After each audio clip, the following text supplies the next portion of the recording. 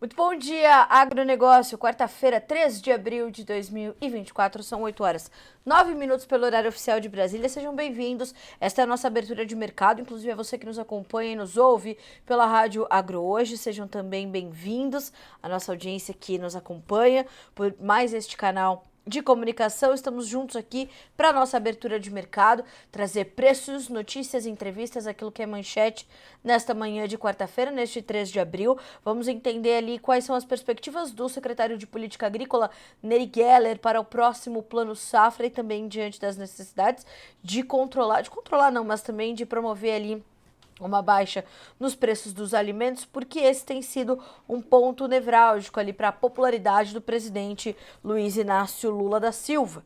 Então estamos com isso na conta, vamos tratar desse assunto.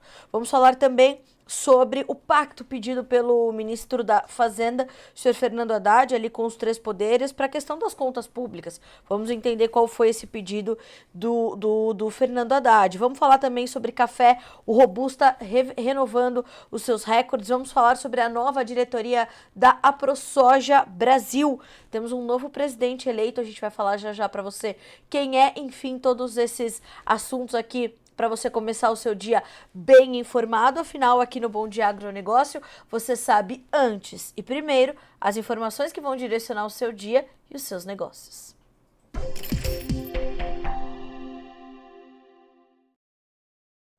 E para isso, vamos checar os preços na nossa rodada de preços.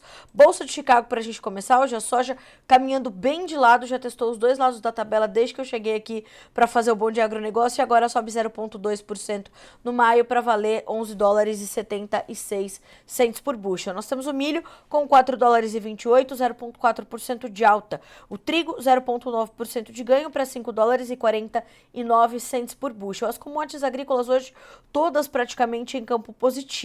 O óleo sobe 0,9% agora na Bolsa de Chicago para 49 centes mais 3 por libra peso.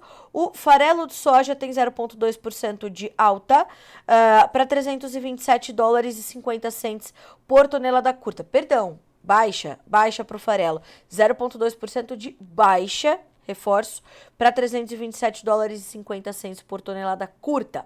Bolsa de Nova York, nós temos o café com alta e é o destaque entre as commodities agrícolas hoje, 1,7% de ganho para 2 dólares e 1, mais 15 por libra peso, retoma o patamar dos 2 dólares, portanto, nessa manhã de quarta-feira na Bolsa de Nova York para o café arábica. O Robusta também está subindo na Bolsa de Londres. Açúcar, alta de 1,03% para 22 centes mais 55 por libra. O algodão, este cedendo um pouquinho, 90 centes mais 94 por libra e uma queda de 0,2%. E com o petróleo a gente começa a checar os demais grupos de commodities e o petróleo hoje continua subindo, né? Ontem teve uma alta expressiva e hoje dá sequência aos ganhos.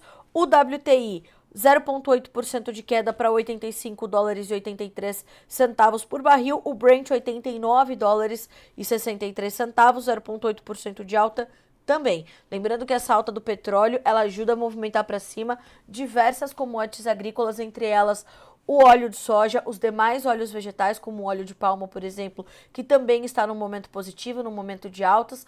Algodão também sobe acompanhando. Milho tem um suporte por conta da produção de etanol nos Estados Unidos. Aliás, nessa quarta-feira saem os novos dados de produção de combustíveis lá nos Estados Unidos, os novos dados de estoques semanais de petróleo bruto norte-americanos. Então, olho vivo no mercado de energias nesta quarta-feira.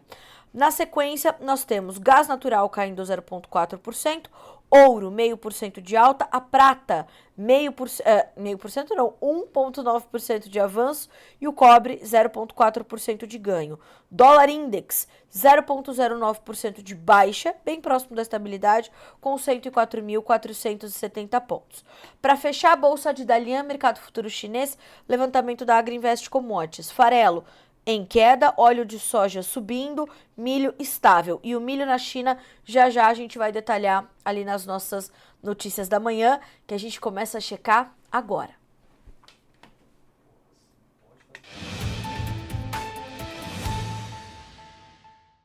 Bom, para começar as nossas manchetes de hoje, a gente vai direto a esse pacto que o Haddad pediu, né, para os três poderes depois de uma decisão ali do governo, do presidente do Senado sobre essa necessidade de se revisar ali as contas públicas, principalmente os impostos que são arrecadados ali pelas prefeituras. Então, o que aconteceu foi que na segunda-feira, o presidente do Senado Federal, o senhor Rodrigo Pacheco, ele tomou essa decisão ali, né, junto, claro, com os seus pares, para promover ali uma mudança na reoneração das tributações, né? Então houve mais uma vez esse desalinho entre o governo federal e o poder legislativo, e a informação é a seguinte, que o ministro da Fazenda solicitou nessa terça-feira, ontem, um pacto entre os três poderes para encontrar opções que compensem a desoneração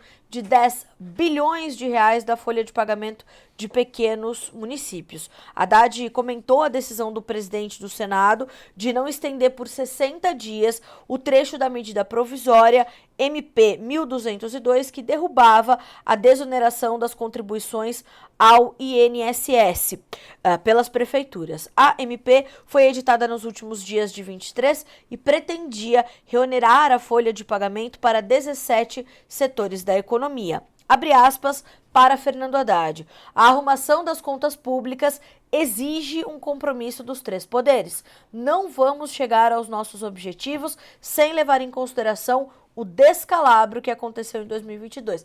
Mas é claro que tem que buscar uma coisa que está ali fora, né, do seu período de atuação para justificar uma dificuldade nas contas públicas que vem sendo já um ponto de fragilidade deste governo desde o primeiro dia de 2023. Mas tudo bem. Temos que respeitar o tempo do Congresso, mas temos de nos sensibilizar para o problema. Mas isso já devia ter sido feito, ministro. O papel da Fazenda é dar um norte sobre como arrumar. Precisamos fixar uma meta e buscar. Fecha aspas para o ministro Fernando Haddad. Então, vejamos como as coisas vão correr. E, de fato, nesse ponto, eu tenho de concordar, na minha modesta opinião, com o ministro da Fazenda. Os três poderes precisam, de fato, estar alinhados em relação ao que será feito das contas públicas deste país. Inclusive, o STF retomou o julgamento ali da condição também da cobrança retroativa de impostos. Então, de fato, os três poderes precisam estar alinhados, mas o governo federal, o Ministério da Fazenda, precisa estar atento e aberto ao diálogo com o Congresso, né, que está ali tratando de uma série de medidas para tentar reaver o controle das contas públicas. Não pelo Congresso, mas o controle pelo Brasil das suas contas. Então, isso é determinante. Vejamos como fica, então, esse pacto entre os três poderes pedido pelo Ministério da Fazenda. Bom, ainda na capital federal, a gente vai agora ouvir palavras do secretário de Política Agrícola, Nery Geller, que afirma da necessidade de um aumento de 10 bilhões de reais no orçamento do Ministério da Agricultura, no orçamento do próximo Plano Safra, para que haja principalmente uma forma de conter ali a alta dos preços dos alimentos, né? Em uma entrevista recente, o secretário de Política Agrícola falou sobre isso e ele disse, abre aspas, eu vou já direto para as aspas do Nery Geller, para depois a gente comentar um pouco mais. Gostaríamos de aumentar em 10 bilhões de reais o nosso orçamento para a comercialização e equalização de juros. Isso poderia gerar um impacto forte na economia do país, pois não é um gasto, é um investimento que devolve muitos recursos depois. Fecha aspas para Nery Geller. A decisão para reforçar o caixa destinado à política agrícola só depende da vontade política, segundo ainda apontou o secretário, e a articulação em Brasília tem dado sinais positivos quanto ao atendimento a este pleito. Atualmente, o orçamento destinado aos mecanismos de compras públicas, formação de estoques e operações de sustentação de preços no mapa é de 757,1 milhões de reais. A Conab tem outros 292,6 milhões para formação de estoques públicos pelo programa de AGF, que é o programa de aquisição do governo federal, totalizando pouco mais de 1 bilhão. Para a equalização de juros, o governo separou outro 1 bilhão de reais para custeios e 3,4 bilhões para investimentos sob gestão do Tesouro Nacional. Mas o secretário lembra que, há 10 anos, abre aspas mais uma vez para Neri Geller, tínhamos um orçamento de 6 bilhões para os instrumentos de comercialização. Precisamos repor essa verba, mesmo que seja gradativamente.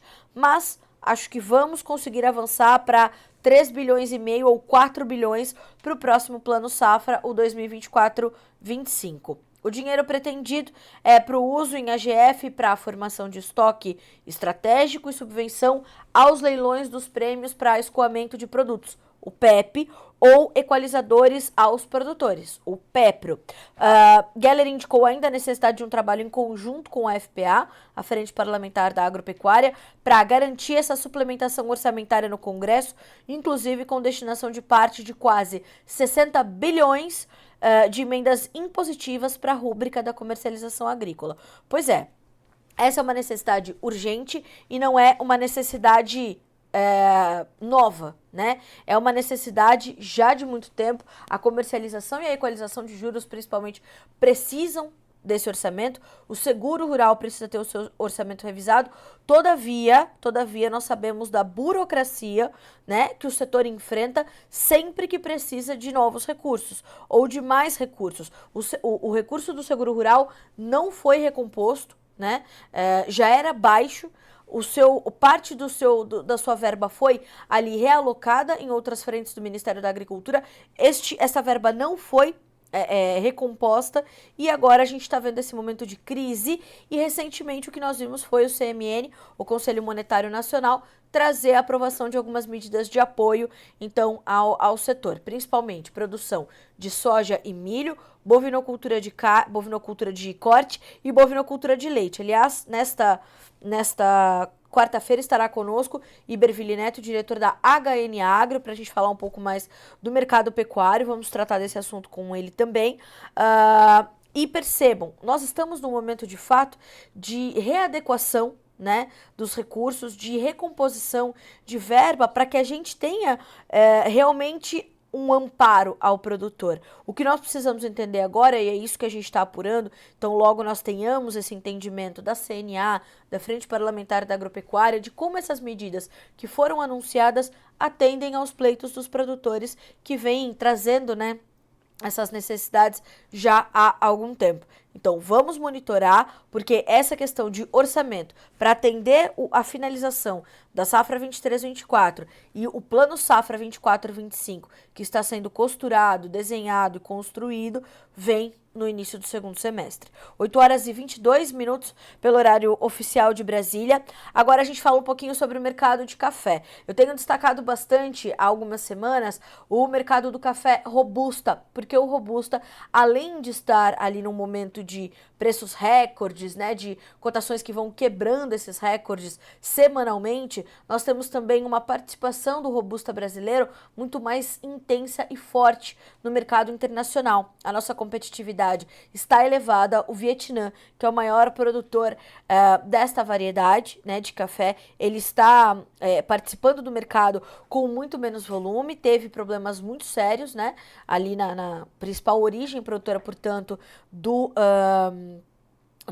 da produção, né, de café robusta, e nisso os recordes vão se quebrando, vão se renovando. E dessa vez não foi diferente. E segundo as informações que partem do CPEA, na manhã dessa quarta-feira, o robusto atingiu o recorde real no mês de março. No último dia 27, o indicador CPEA Exalc do café robusta tipo 6, peneira 13, acima, fechou a R$ 955,19 por saca de 60 quilos, o maior valor da série histórica do CPEA para a variedade, iniciada em novembro de 2001, em termos reais, já deflacionados pelo IGPDI de fevereiro de 2024.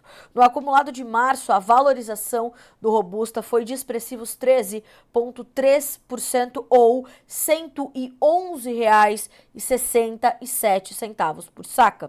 A média mensal do indicador foi de R$ 892,73, 6% maior do que a média de fevereiro e 38% maior do que a média de março de 2023.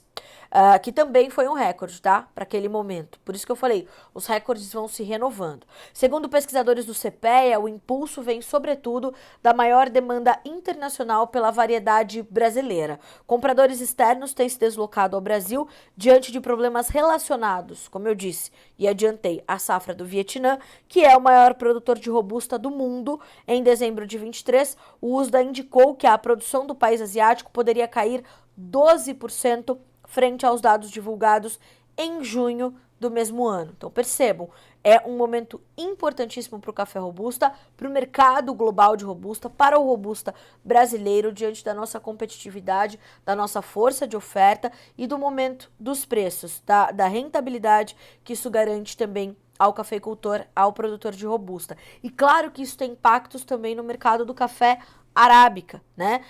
E a relação de preços entre os dois e a utilização do robusta para fazer blend com o arábica ficou cara. O robusta subiu. Então, a gente tem tratado desse assunto constantemente aqui no Notícias Agrícolas e vamos mantendo os mercados atualizados. Como eu adiantei, hoje os preços do robusta sobem mais uma vez na Bolsa de Londres e na Bolsa de Nova York. Os futuros do arábica acompanham, tem ganhos de mais de 1%. O contrato maio, $2 mais 1,20 por libra peso, 1,8% de alta. O julho, $2 por libra e 1,6% de ganho. O setembro, $1,99 mais 3, com 1,5% de alta. E o dezembro, $1,98 mais 25, 1,4% de ganho. E seguimos nessa toada, né? Temos que monitorar e vamos trazendo aí as informações e mantendo você bem atualizado. Enquanto estamos aqui trazendo essas informações, você pode ir participando pelo nosso chat, vai mandando ali as suas perguntas, porque já estará conosco Iberville Neto, médico veterinário, diretor da HN Agro, e na sequência você pode fazer suas perguntas para ele. Vamos entender que momento é esse do mercado pecuário no Brasil, que momento é esse, né, para o pecuarista, para a formação de preços. Mas antes disso, a gente vai para o nosso momento Fala Produtor para checar os vídeos que vocês têm nos enviado aqui para o Bom Dia Agronegócio, para a gente conhecer as realidades do agronegócio brasileiro. Boa tarde. Aí ó, o feijãozinho. Deu mais uma chuva aqui hoje de tarde. Hoje é sábado, dia 30. Vem rápido demais esse feijão, ó. Semana que vem fazer mais um tratamentinho para ele. Passar um graminicida. E aí, e um micro. E cuidar. De Páscoa de 2024, estou falando aqui das matas de Minas, ou zona da mata, como preferir chamar, tudo tá valendo. Aqui nós temos, a colheita ainda nem começou e já estamos com um problema que não é normal. Você pode estar vendo aqui, igual estou mostrando, os cafés verdinhos ainda, ó, muito verde, ó, olha.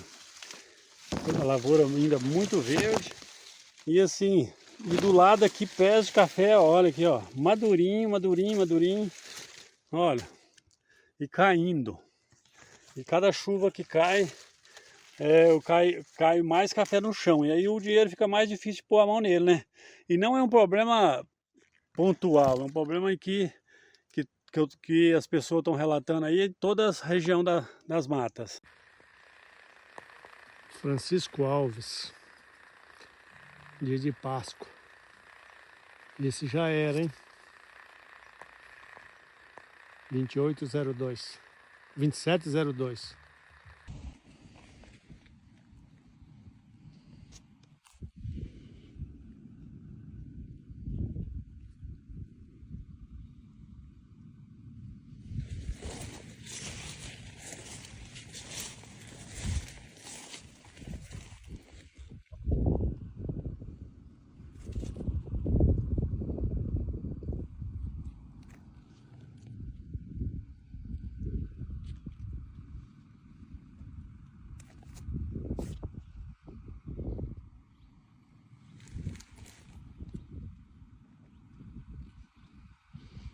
Já se foram alguns sacos.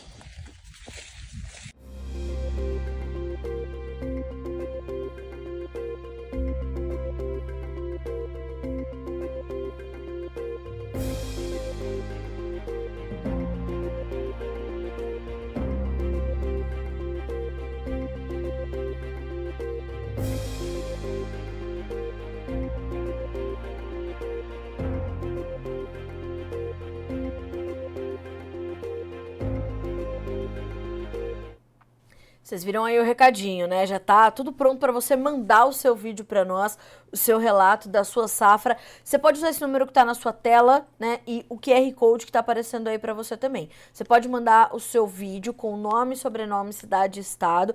Faça o vídeo e na sequência manda essa mensagem curtinha, só pra gente poder localizar e dar o crédito devido a você, pelo nosso WhatsApp, 19 99767 0241, esse número que tá aparecendo na sua tela, 19 99767 0241, né, caso você esteja também nos acompanhando pela rádio Agro Hoje, ou usa o QR Code, faz a leitura do QR Code, manda para nós o seu vídeo, a gente está esperando para passar aqui no Bom Dia Agronegócio.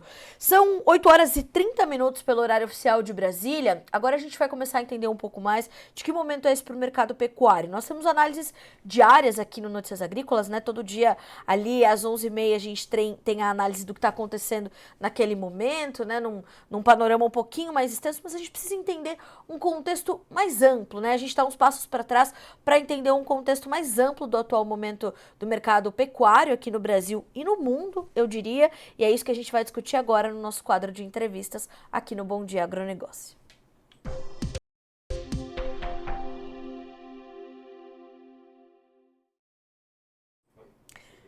E quem nos ajuda a entender esse contexto, esse cenário mais amplo e completo é o Iberville Neto, diretor da HN Agro e médico veterinário. Iberville, é um prazer recebê-lo aqui no Bom Dia Agronegócio. Seja bem-vindo, bom dia. Bom dia, Carla. Bom dia a todos. O prazer é meu, Carla. Prazer é nosso. Iberville, a gente está né, eu acabei de falar que a gente tem aqui as análises diárias, né, no Notícias Agrícolas, com as informações do mercado pecuário, mas há um cenário mais amplo, né, e um espectro mais da gente olhar um pouco mais de fora, que exige um certo alerta do pecuarista nesse momento, depois de um 2023 complexo que ele viveu, de crise, e mais do que isso, a gente está começando, né, um segundo trimestre do ano com o governo olhando ali muito forte para o preço dos alimentos. A gente tem que dar uns passos para trás e olhar, de fato, numa ótica mais distante um pouquinho? Eu acho que, vamos dizer, para o produtor, ele já está escaldado o suficiente. Eu diria que o que a gente deve ver aí nos próximos... aí é sempre aquela dúvida, se a gente está falando de um horizonte ainda em 2024 ou um pouquinho mais adiante. Mas eu não descartaria 24 como um segundo semestre mais positivo. Mas o que eu quero dizer? Eu acho que o produtor está para encontrar tempos melhores. Claro que a gente tem essa questão, quando a gente fala do cenário político no Brasil, vamos dizer, não é o cenário político que é mais alinhado ao agro, para dizer o mínimo, né? Para dizer bem pouquinho. Então a gente não está falando aí de um governo que abraça o agro no dia a dia, exceto quando a gente vai ter quando a gente tiver uma elevação de preços, aí a gente vai ver uma atenção maior para o agro, mas não sei se da melhor forma possível. Dito isso, com essa ponderação, a gente está tendo um consumo doméstico muito interessante nesse começo de 2024, pelo volume maior de carne que está sendo produzido. Tá? Então, em 2023 a gente já teve isso, em 2024 a gente está tendo uma continuidade desse movimento. Então, em janeiro e fevereiro a gente teve alguma coisa em torno de 25% a 26% de aumento no consumo doméstico na comparação com o começo do ano passado, pela produção maior e preços mais acomodados. Mas isso nos dá um indicativo muito interessante de que a hora que a oferta de gado começar a diminuir, tem espaço para esse mercado andar um pouco mais. E a gente tem essa perspectiva de diminuição de oferta nesse momento. A gente está num momento de pastagens que estão ali, né, melhorando, talvez colocando a necessidade ali do produtor, né, de, enfim, como é que a gente tem que entender esse caminho da oferta de animais a partir de agora e o impacto disso para os preços, Iberville? A nossa leitura é de que agora, no curto prazo, haja espaço para o pecuarista conseguir segurar um pouco. As chuvas elas demoraram, atrasaram bem em boa parte do país devido ao El Niño, que daqui a pouco dá espaço ao Laninha, né? Mas pensando na pecuária, o que a gente teve? A gente teve esse atraso nas chuvas.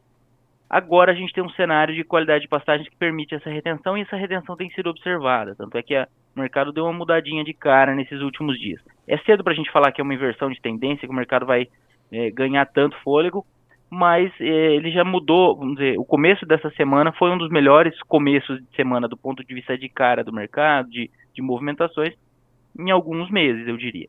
Esse começo de abril não começou ainda uma movimentação tão forte no mercado atacadista, o varejo está repondo seus estoques de maneira comedida frente às vendas do final de semana, desculpa, mas a gente tem expectativa de que haja uma melhoria desse cenário de escoamento nas próximas semanas, ou durante essa primeira quinzena.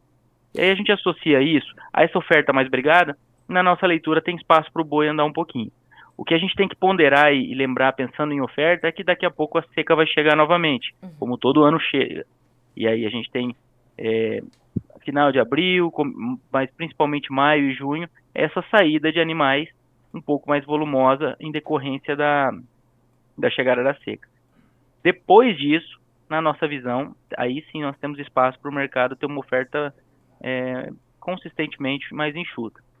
Então, esse ritmo de oferta de 26% de aumento no primeiro bimestre, na comparação com o primeiro bimestre do ano passado, ele não está no radar de que vai se manter nessa toada ao longo do ano. A gente acredita em uma oferta ao longo do ano, se for maior que a de 23, e deve ser pelo ritmo que começou, mas não acreditamos em tão maior como foram esses primeiros meses do ano. Os números de março agora ainda não... eles ainda vão sendo consolidados, né, porque esses dados, quando a gente vai falando de primeiro bimestre, a gente está falando de dados CIF, mas os dados de março, a hora que a gente começar a compará-los com os de 2023, eles devem trazer um aumento forte também. Só que aí a gente tem uma ponderação a ser feita, que lá em março de 2023 a gente teve a suspensão de vendas para a China. Sim. Então essa suspensão de vendas para a China ela afetou e diminuiu os abates naquela época. Então, na comparação anual, março não vai ser um grande parâmetro para ver se essa oferta continua aumentando no anual ou não. Então, março já é um mês que vai turvar um pouco a análise. E aí depois vamos acompanhando nos meses seguintes a comparação ano a ano. Bom, então eu queria justamente entender se esse fôlego tende a continuar. Portanto, a gente vai ter que ir monitorando o entendimento de como essa oferta, se será maior que 2023, qual a intensidade, se maior ou não, portanto, para esses próximos meses, né, Iberville? Isso, acho que essa é bem a leitura. O ano passado foi o segundo maior volume de abates, maior produção de carne da história, e esse ano começou com esse aumento forte. A ponderação e o contraponto, que na minha leitura e na nossa leitura é muito positivo, é realmente esse consumo doméstico que tem segurado as pontas. Tá? A gente não está falando aqui de uma economia forte, de uma dona de casa que chega no mercado e tem poder de compra grande, mas a gente está falando de um nível de emprego elevado.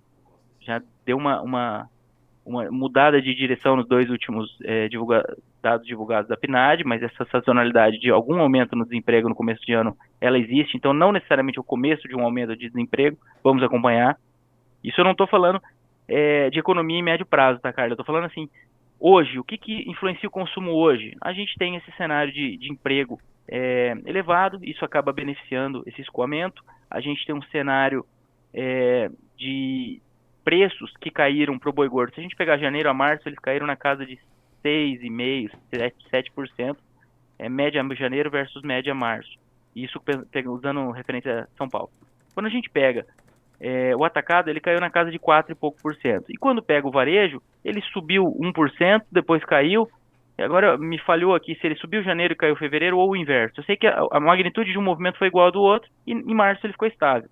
Em resumo, boi caiu 6%, atacado caiu 4% e varejo ficou estável. O que isso quer dizer? Que a oferta está pressionando o boi mas os outros elos estão conseguindo segurar um pouco os preços, não estão precisando repassar as quedas que eles conseguem impor lá para o pecuarista na mesma magnitude. Isso é um indicativo de que o escoamento está acontecendo de maneira relativamente boa, ainda mais quando a gente considera que a oferta é 26% maior no mercado doméstico. Era isso que eu queria entender. Como é que ficam, então, da indústria para frente? Como é que o repasse desse movimento acontece? Então, a gente vê que o escoamento mantém o seu fluxo, o que é bastante positivo também para manter aí lá no começo da cadeia, no primeiro elo da cadeia para o pecuarista, certo equilíbrio também para esse momento, Iberville. Para esse momento agora, começo de abril, a gente está com um cenário mais equilibrado, até com alguns ajustes positivos, as escalas deram uma voltada. Agora, pensando nesse começo de ano, a gente está com essa queda de 6, 7%, mas frente ao nível de oferta, essa que é, vamos dizer, o equilíbrio que a gente tenta analisar. Claro que isso é subjetivo, a gente está falando de duas variáveis simultâneas, né? Mas com essa oferta consistentemente maior, essa queda de preços, na nossa visão, a gente pode dizer que ela é pouca até, porque a gente está falando de 26% ao mais de oferta no primeiro bimestre. E Berville, você pontuou também essa melhora do consumo doméstico, né? É o que você falou, né? A dona de casa não chega lá e compra um monte, mas ela tá né? O consumo doméstico também tá no melhor momento. E quando a gente olha para as nossas exportações, qual o panorama que a gente tem nesse momento e quais são as suas perspectivas, não só em termos de escoamento e volumes e tudo mais, mas também formação de preços e o impacto disso para a formação dos preços, né? Eu digo, formação de preços da nossa carne versus também o impacto disso para a formação dos preços do boi aqui no Brasil.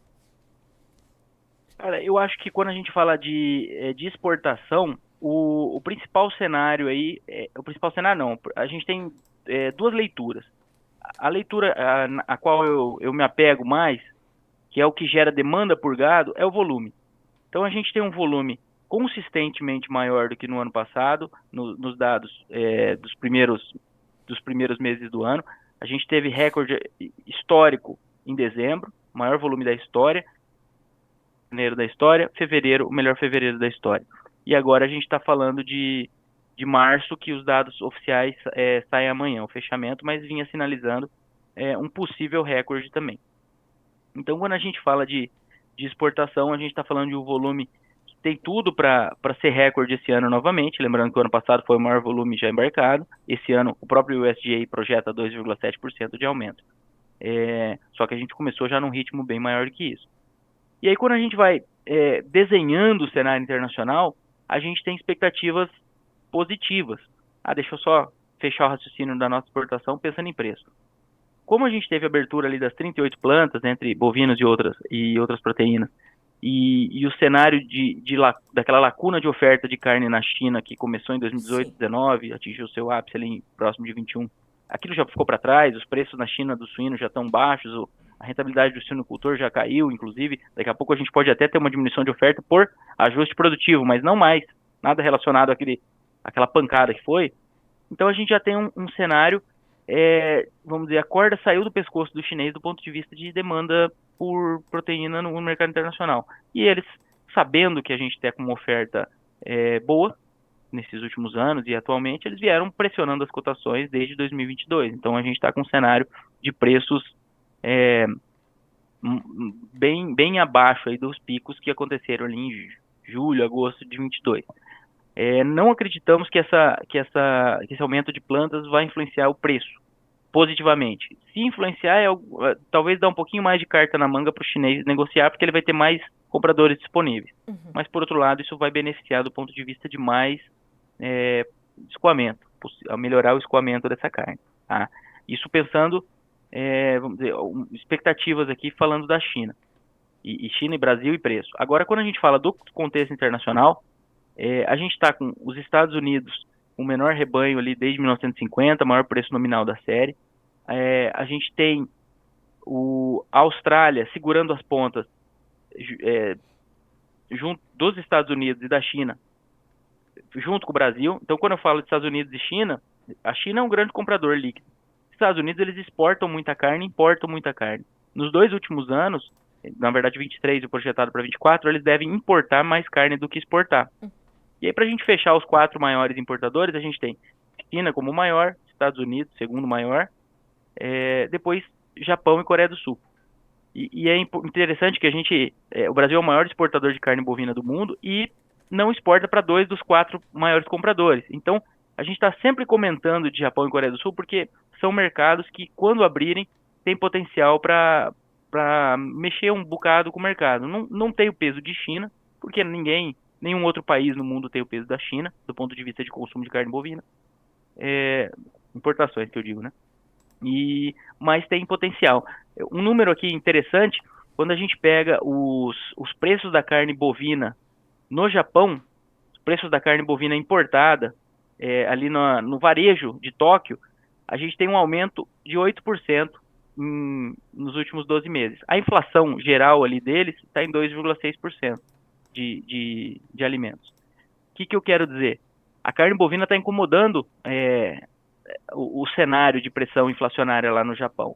E aí eles compram de quem? Quando eu falo Japão e Coreia do Sul, eu estou fazendo uma análise meio em paralelo, mas são liberações que vão acontecer de maneira diferente. Elas podem acontecer até juntas, mas não são, vamos dizer, não é uma liberação única para os dois. Eu que junto na análise porque eles têm características muito próximas. Mas quando a gente fala de Japão e Coreia do Sul, eles compram de quem? Eles compram de Estados Unidos e compram de Austrália. Estados Unidos está com um preço lá em cima e com dificuldade de fornecimento de carne e comprando mais do que exportando. Certo. Comprou 25% mais carne do Brasil no primeiro bimestre. E a Austrália vende também para os Estados Unidos. Então, o que eu quero dizer? Japão e Coreia do Sul, os dois principais fornecedores deles, um está com dificuldade de fornecimento e o outro também vende para os Estados Unidos, que é a Austrália. Então, eu acho que a gente tem um cenário internacional bem alinhado na nossa direção. Só a Austrália que tem aumentado um pouco as vendas, que era esperado depois de alguns anos de retração. E Berville, então quer dizer que a nossa competitividade, além de tudo, ela também está num momento considerável frente aos nossos principais concorrentes. Sem dúvida. Do ponto de vista de preço, a nossa competitividade está forte e o dólar, a elevação do dólar auxilia nessa linha. E do ponto de vista de contexto internacional, a gente tem essa situação que eu comentei. Sim. Isso para falar só desses principais. Quando a gente pega o México, no primeiro bimestre desse ano, ele já comprou mais do que no ano passado inteiro. Lembrando que ele abriu o mercado em março do ano passado e começou a comprar efetivamente a partir de setembro, outubro ali. Mas ele, nos últimos meses do ano passado, ele começou a comprar nossa carne e em 2 meses desse ano ele já comprou mais do que comprou em todo esse começo de compra lá em 2023. Por quê? Porque eles também têm uma proximidade comercial com os Estados Unidos. Certo. O Canadá liberou compra de outras áreas ali, também preocupado com esse cenário. Então, a gente está falando de um cenário internacional positivo para a nossa carne. E Berville, eu queria vou ver se eu tenho tempo para trazer esse assunto ainda, mas antes de falar sobre essa questão da gripe aviária que foi encontrada no gado leiteiro dos Estados Unidos, embora eu queira ter a sua opinião, mas antes disso eu queria entender como é que esse cenário que você acabou de nos descrever impacta nas decisões para o confinador, né, daqui para frente. Ele está olhando para tudo isso e está ali repensando as suas estratégias para o confinamento, ele está revendo alguns pontos da gestão diante desse cenário que você nos descreve. Quais são suas perspectivas para os nossos próximos giros de confinamento? Carla, quando a gente fala de confinamento esse ano, a gente está falando de uma relação de troca com boi magro pior do que nos 2 últimos anos, mas ainda num patamar interessante, tá? Então é uma relação de troca aí o produtor precisa de 12,8 arrobas de boi gordo para comprar um boi magro. O ano passado era 12,3 arrobas, eram 12,3 arrobas. Então ela está um pouco pior do que no ano passado. Quando a gente fala da relação de troca com milho, ela está a melhor relação, isso considerando referência a março fechada, tá? A melhor relação dos últimos 4 anos, pelo menos. Então a gente tem esse cenário. Quem já tem esse gado na fazenda tem um cenário interessante do ponto de vista de custo para tratar esses animais frente, pelo menos, ao observado nos últimos anos. E aí a gente tem um mercado futuro que não está explodindo, mas um mercado futuro que mostra uma curva ascendente. Então, levar essa arroba colocar um pouco mais de peso nessa arroba e levar adiante, ele tem a oportunidade de travar valores ali que, dependendo da conta, remuneram, tá? Então, eu diria que quem tem o boi magro hoje tem um cenário mais interessante até do que do ano passado, pensando em troca com alimentação. E quem vai comprar e fazer a conta, vamos dizer, vai comprar o boi, colocar no coxo, etc., aí a gente está falando de uma conta parecida com a do ano passado, porque a troca com o boi magro está um pouco pior, mas a troca com o milho está um pouco melhor. Isso considerando preços atuais, tá? A gente tem que lembrar que esse ano a gente está com uma curva de preços futuros que está trazendo valorização, que permite que o produtor trave essa valorização. E aí é sempre destacando a importância de quando entrar numa operação de tiro curto como um confinamento, tem que garantir pelo menos um preço mínimo. Às vezes comprar uma opção de venda para travar o custo, alguma coisa nessa linha. A gente não recomenda que o pecuarista entre de peito aberto no confinamento, porque o confinamento tem data e hora para esse gado ser vendido. Entre aspas, claro que com alguma semana ali de ajuste possível. Certo. Bom, a gente vai monitorar e para a gente finalizar, Iberville, eu queria muito ouvir de ti como é que você avaliou essa notícia da gripe aviária que foi encontrada no gado leiteiro nos Estados Unidos. Isso mexeu ali com o mercado americano, mexeu inclusive com o mercado de farelo, de soja, dada a importância do farelo ali para o complexo de rações norte-americano. Como é que a gente tem que avaliar essa informação para o mercado pecuário internacional? Cara, eu diria que, considerando a situação de gripe aviária ausente no Brasil em animais de produção, eu acho que não é uma coisa que vai ter um desdobramento em médio prazo. Com o que a gente tem hoje, claro que a gente tem que ir acompanhando dia a dia essas situações. Mas se acontecer alguma coisa, eu acredito que seja espaço para ajudar. A própria gripe aviária, lá em 2006, quando ela surgiu na Ásia, a gente teve um impacto aqui de diminuição da exportação de frango, porque ninguém sabia exatamente o quanto isso podia causar danos à população. Mas o que eu quero dizer? Eu quero dizer que em algumas vezes a gente tem um efeito negativo, só que no caso dos Estados Unidos, como a gente está falando de pecuária de corte, a gente está falando de um produtor que pode diminuir suas exportações por causa disso. Tá? Se isso vai impactar consumo a ponto de afetar o que a gente manda para ele, eu acho que o benefício, entre aspas, né, mas de uma redução de exportações dos Estados Unidos acabaria sendo maior do que eles deixarem de comprar um pouco de carne da gente. Eu acho que eles são mais importantes como concorrentes do que compradores hoje ainda. Acho não, né? São muito fortes na exportação. Bom, vamos monitorar. Iberville, infelizmente o nosso tempo aqui no Bom Dia Agronegócio é um pouquinho mais curto, mas eu te agradeço muito pela companhia nessa quarta-feira. Espero que você esteja conosco mais vezes aqui na nossa abertura de mercado, para que a gente possa continuar mantendo a nossa audiência atualizada, além de, claro, a sua presença constante ali nos nossos boletins diários do mercado do boi gordo. Obrigada, meu amigo. Até a próxima. Obrigado, é um prazer. Contem com a gente, cara. Obrigada, abraço a todos. E vocês conosco. Boa semana para você, Iberville. Até a próxima. Obrigado. Bom, momento importante, portanto, para a pecuária brasileira, não só para a pecuária brasileira, mas alguns alertas ainda para a gente trazer para a pecuária global, né? A gente acabou a nossa conversa ali com o Iberville falando sobre isso, mas as atenções, portanto, estão focadas ao entendimento de quanto essa oferta de 2024 vai ser maior do que a de 2023, embora o nosso consumo doméstico venha aumentando, né, nesses últimos meses, e com essas sinalizações aí desse entendimento do consumo interno. Bom desempenho das nossas exportações continua e a nossa competitividade continua elevada no mercado internacional, o que também são pontos positivos para os preços. Então, estamos de olho. 8 horas e 53 minutos pelo horário oficial de Brasília. Já essa entrevista vai estar completinha para você, se está chegando agora, disponível para você no Notícias Agrícolas. Agora a gente vai falar sobre a nova diretoria da AproSoja Brasil, que foi eleita para o triênio 2024-27. A posse da nova diretoria acontece em 23 de abril, lá em Brasília, na capital federal, e a Associação Brasileira dos Produtores de Soja elegeu ontem, dia 2, a nova diretoria, que conta com representantes de praticamente todos os estados produtores de soja. Isso é muito positivo.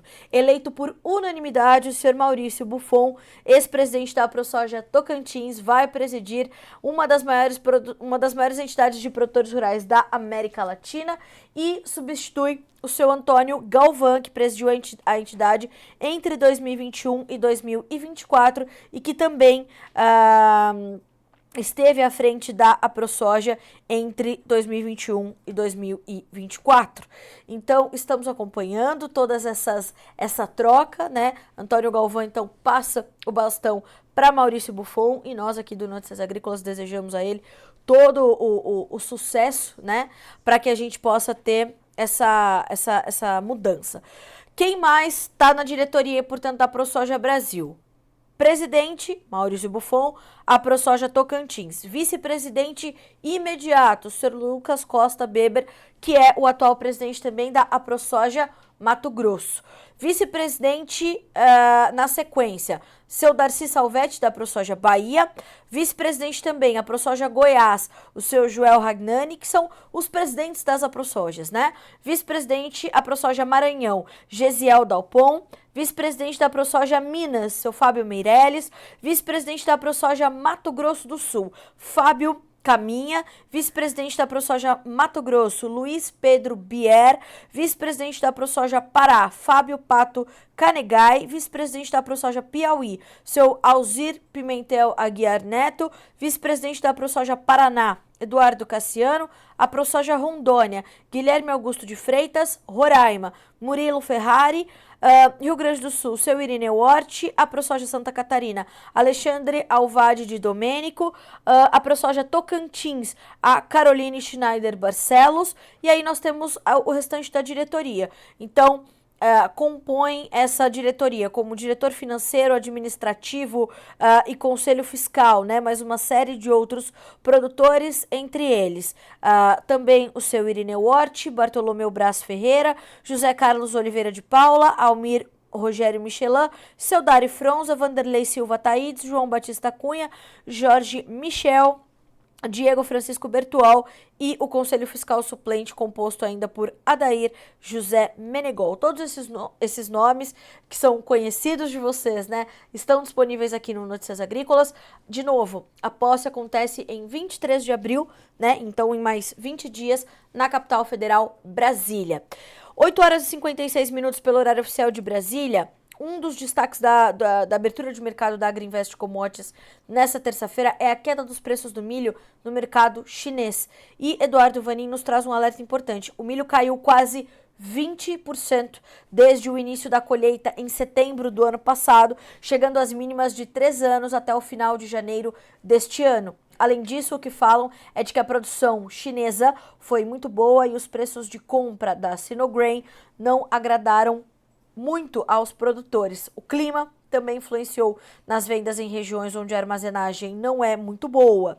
E há ainda outro aspecto importante a ser considerado. Se a China reduz suas compras de milho em 5 milhões de toneladas, isso quer dizer que vai sobrar mais milho da Ucrânia e do Brasil para outros destinos, né? Lembrando que o Brasil se tornou o maior exportador global de milho no ano passado, fechou o ano com essa alcunha e precisa manter-se assim para ajudar a equilibrar os preços diante de uma boa oferta, de uma safra considerável.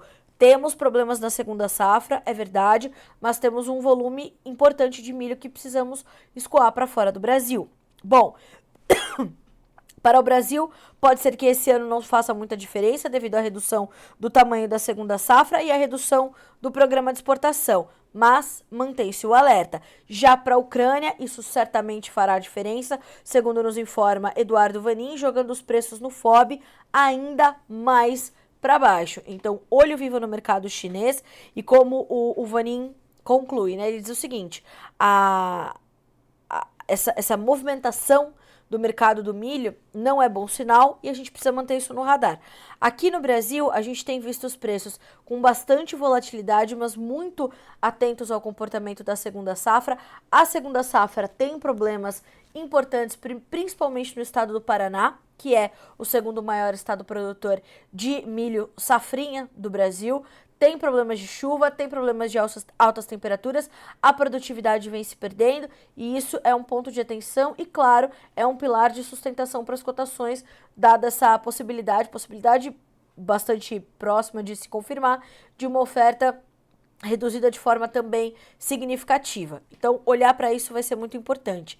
Mais do que isso, começou o plantio norte-americano, o que ajudou a pressionar as cotações ontem na Bolsa de Chicago. Os preços do milho, somente nesta terça-feira, cederam quase 2% no mercado futuro norte-americano, monitorando não só a movimentação do plantio, então a gente tem cerca de 2% de área já plantada, né? A região do Delta já começou a plantar, alguns estados ali do meio oeste americano também, e as condições climáticas nesse momento para o plantio norte-americano, elas são bastante favoráveis. Chove bem, as temperaturas estão também ligeiramente acima da média para esse período. O cenário climático neste momento é favorável para os trabalhos de campo e para o desenvolvimento inicial do milho. Então, há no quadro global uma série de fatores ali que exercem uma pressão sobre as cotações. Aqui no Brasil, atenção, portanto, a esse suporte que vem das preocupações com a safrinha. Então, o mercado de milho vai redesenhando aí a sua rota, vai redefinindo a sua trajetória. Vamos acompanhar. Vejamos como estão os preços do milho hoje na Bolsa de Chicago. Como eu falei, hoje é um dia positivo para todas as commodities agrícolas. A soja, que estava de lado, voltou a subir, o algodão, que estava caindo, passou a subir e nesse momento o milho em Chicago sobe mais de 0,5%. Nós temos no contrato maio $4,28 por bushel, uma alta de 2 pontos mais 25. O julho $4,43, 2 pontos mais 25 de alta também. O contrato setembro e o dezembro ambos sobem 2 pontos. Para o setembro vale 4,54 e o dezembro $4,70 por bushel. Na B3, vejamos se nós já temos os primeiros negócios. Já temos e o mercado caminha de lado. O maio estável em R$ 58,95 por saca. O julho, R$ 59,41, perdendo um pouquinho, 0,07% de queda. O setembro, R$ 60,85, estável. E o novembro, R$ 63,38, também estável. O mercado está abrindo os olhos agora, vejamos como vem. E vai monitorar também não só os seus fundamentos, oferta, demanda e tudo mais, internamente, aqui no Brasil, mas vai também monitorar o dólar, que segue acima dos R$5. Ontem fechou com R$5,06, hoje também começando os seus trabalhos, fator importante para esse mercado nesse momento, e olho vivo nessa demanda externa, nessa demanda internacional, como virá essa demanda. Lembrando que a China também começa uma nova safra já, né, a plantar a sua nova safra, a sua safra de verão. Então vejamos como vem também a produção chinesa nesta próxima temporada. Para a gente finalizar aqui o comentário no mercado de grãos, como eu falei, a soja, que caminhava de lado, passou a subir. O maio tem $11,79, o julho $11,93, o agosto $11,92 e o setembro $11,78 por bushel. O trigo tem altas que variam de 3,75 a 5,75 de alta também. Maio, $5,51, julho, $5,67, setembro, $5,84 e o dezembro, $6,07 por bushel. E eu puxei aqui esses dois mercados, os vizinhos do milho, soja e trigo, porque ontem as baixas intensas de milho e trigo pressionaram a soja, que vinha sustentada pelo óleo. O óleo chegou ao longo do dia de ontem subir mais de 2%. Fechou com 0,8% de queda, tirou um pouquinho da força da soja, que fechou estável, mas do lado negativo. E hoje o óleo volta a subir, inclusive intensifica os seus ganhos. Estava subindo a hora que nós começamos o Bom Dia Agronegócio, 0,7%, já sobe mais de 1%, e o contrato maio, que é o mais negociado agora, tem pouco mais de 49 cents por libra peso e alta de 1,05%. São 9 horas e 3 minutos pelo horário oficial de Brasília. A gente vai caminhando para conversar aqui com a nossa audiência no Bom Dia Agronegócio e vamos ao nosso quadro Fala Produtor.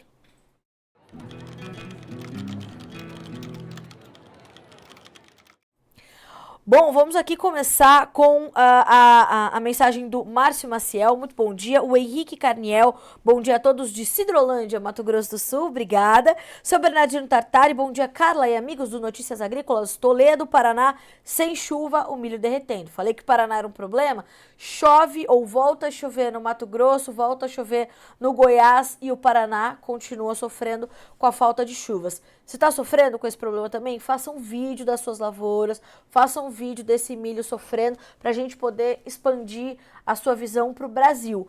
Manda o seu vídeo para nós, tem um QR Code aparecendo aí na sua tela, é simples de você ler isso com o seu celular, ou você pode mandar também direto pelo nosso número do WhatsApp, que é o 19 997670241. A você que nos acompanha pela Rádio Agro Hoje, anote este número e aí a sua realidade vai aparecer para nossa audiência aqui no Bom Dia Agronegócio, para toda a audiência do Notícias Agrícolas, para a gente ir construindo juntos a realidade da segunda safra de milho 2024. A gente está esperando o seu vídeo.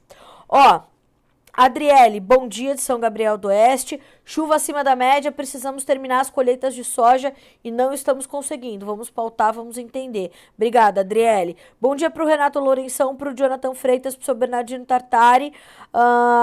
Deixa eu ver quem mais falou conosco hoje. Simone de Lourdes, de Minas Gerais.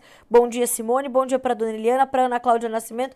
Gostou da entrevista do Iberville? Obrigada, Ana Cláudia. Bom dia para o Paulo Henrique, para o Tiago Pereira e para o... não, Paulo já falei. Obrigada. Senhoras e senhores, quero agradecer mais uma vez a companhia de vocês. Ah, sim, o Paulo tá dizendo aqui, ó, 71 pessoas assistindo, acho que já subiu um pouquinho, né, Paulo?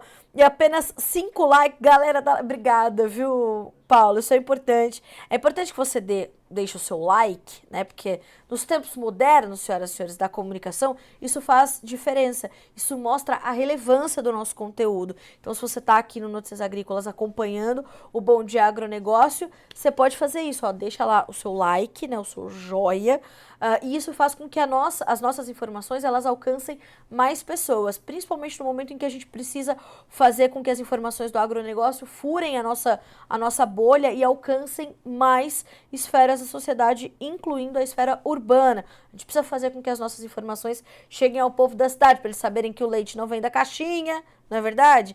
Que tem chuva, que tem sol, que você tá ralando todo dia para fazer o Brasil continuar girando. Obrigada, viu, Paulo?